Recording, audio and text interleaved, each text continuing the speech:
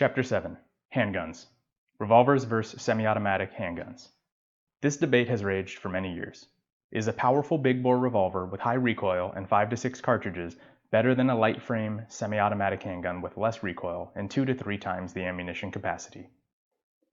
The simple and unsatisfying answer is that not everybody is the same, both tools are different, and there is no objectively better option. Each tool has its advantages and disadvantages. Below, I've listed all that I am aware of on this topic to help you decide your preference. Important notes on handguns. Even with expert skill, hitting a moving target quickly under stress is very difficult. Handguns are difficult tools to use well and require much practice and training to become proficient with. Many people find long guns, such as rifles and shotguns, easier than handguns to fire accurately. Handguns are small and light, which makes them more convenient to keep accessible on your person compared to rifles or shotguns. Simply put, handguns fall extremely short in kinetic energy compared to shotguns, and rifles can have significantly higher kinetic energy than shotguns. Handgun cartridges, even the big magnums, are not very powerful compared to high-caliber rifles and shotguns. That said, handguns are capable of defending against an attacking bear, but many professionals working in bear country regard them as less than ideal. As with any firearm, certain ammunition types have different roles. I will discuss ammunition selection more in depth in Chapter 9, Cartridge Selection. Semi-automatic handguns. Pros: lightweight, commonly used and owned, affordable. Options are around $300 to $1,000. Practice ammunition is cheaper than Magnum cartridges.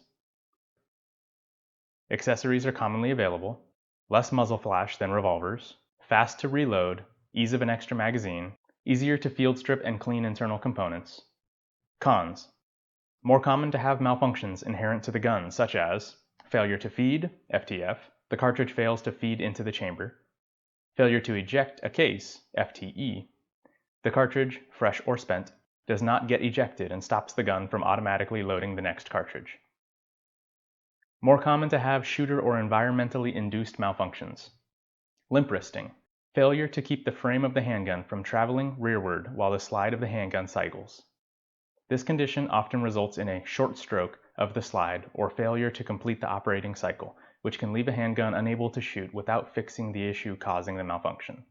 This can also happen when backpedaling or falling, shooting one-handed, or even shooting around an obstacle.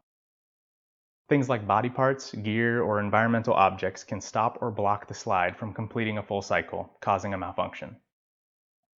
Fur or other items can clog the ejection port, guide rod, or other parts and stop the slide from entering into battery, which means completely closing so that the gun can fire, as happened in a Grizzly Bear Defense in New Mexico. Defensive situations often involve non-stationary shooting conditions with unforeseen variables that can cause malfunctions. This is a disadvantage even with adequate training for fixing malfunctions. The magazine release button can be unintentionally pressed, whether in ideal conditions or a physical struggle. This can result from a lack of knowledge or a surge of adrenaline during a life or death situation. If this happens, your source of ammunition is no longer in the gun. Reacquiring it may not be an option, or the magazine itself could be the cause of the issue. A spare or backup loaded magazine accessible on your person is advised.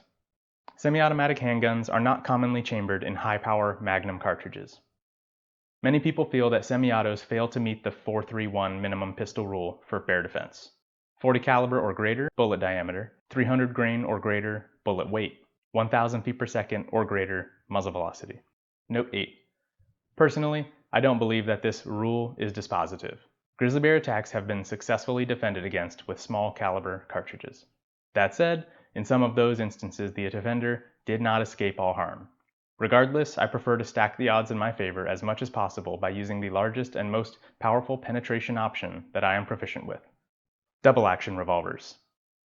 Pros: easy to use, grab, point, pull the trigger.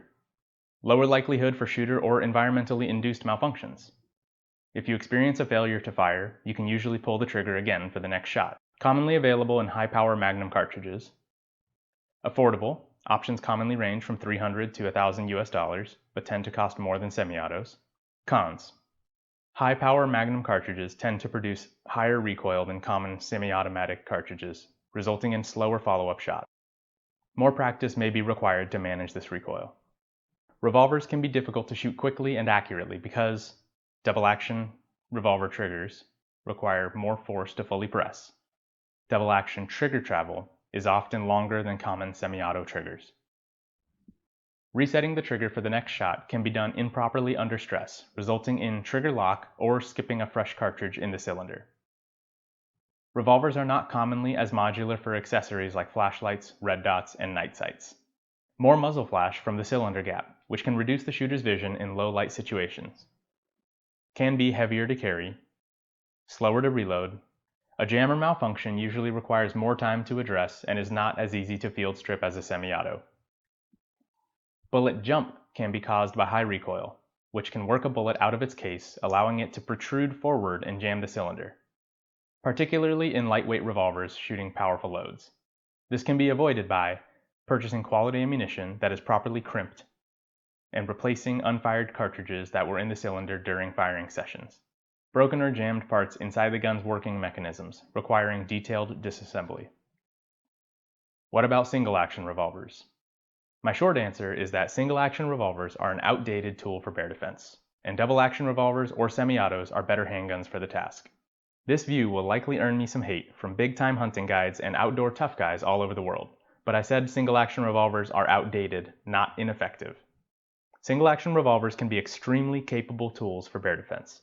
I would, however, argue that they require much more practice to be proficient with compared to semi-autos or double-action revolvers.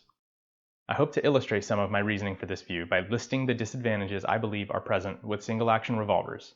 If you don't care, skip ahead to the next chapter. One-handed use. Pulling the hammer back for each shot presents a few issues in a defensive situation for individuals who are practiced and are less practiced with single-action revolvers. When you draw your single-action revolver, it will likely be in the hammer down position.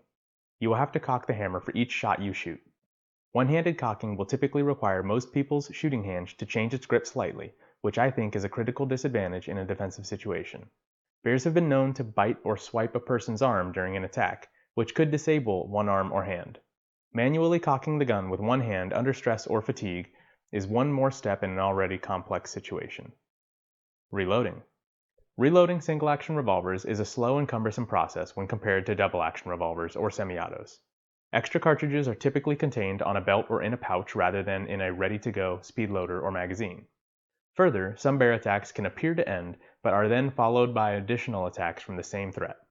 If you expend all your ammunition in your firearm during the initial conflict, having additional ammunition accessible on your person could save your life, the blessing of foresight in action. Unloading and reloading a single-action revolver with one hand is no easy task under normal conditions, and is less than speedy when using both hands. The ability to reload your handgun while injured, stressed, fatigued, under shock, or all of the above could help you survive multiple attacks. I think that this feat is easier to achieve with a double-action revolver or semi-auto. Other users. You may be in a situation where you are unable to access or use your handgun, but another person is.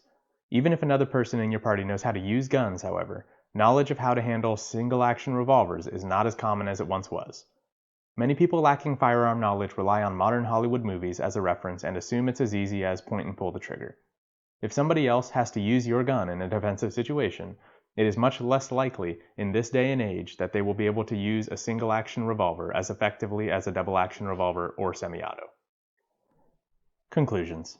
Single-action revolvers are arguably more reliable than double-action revolvers and can be made to accommodate very high-power handgun cartridges. But, in my opinion, those are the only two advantages they have. When I think of an ideal defensive tool, I look for a balance of factors like power, penetration, bullet size, recoil, reliability, speed of use, and capacity. And the single-action revolver is not it.